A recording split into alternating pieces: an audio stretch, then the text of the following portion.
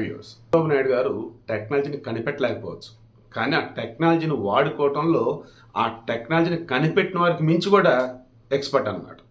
ఇదే విషయం గతంలో పలు సందర్భాల్లో చెప్పి అది ప్రూవ్ అయింది.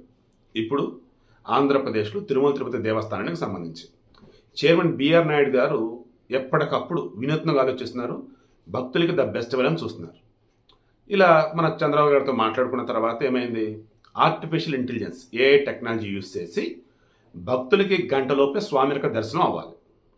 వాస్తవానికి గంటల గంటలు క్యూ లైన్లో వేచి ఉండటం ఓ రకంగా అది తప్పండి. ఓ రకంగా అది వారి పనిష్మెంట్ అయిపోయింది. అది మానవ హక్కుల ఉల్లంఘన కూడా తెలుసా. సో అలా వద్దు. అందుకని మామూలుగా మొత్తం విదేశాలకు సంబంధించి 4 సంస్థలు రెడీగా ఉన్నాయట.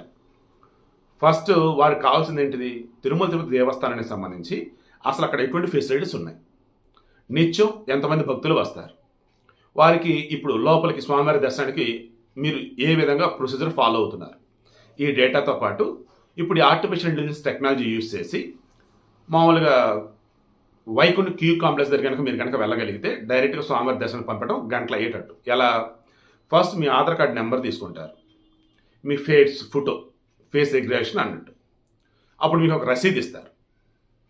దర్శనానికి వెళ్ళాలనుకున్నప్పుడు మీకు టోకెన్లు ఇస్తారు కదా, అప్పుడు ఏం చేస్తారంటే ఆధార్ నెంబర్, మీ ఫేస్ రికగ్నైజేషన్ ఫోటో తీసేసుకొని మీకు ఒక రసీదు ఇస్తారు. ఆ రసీదు మీద మీకు ఒక టైం ఇస్తారు.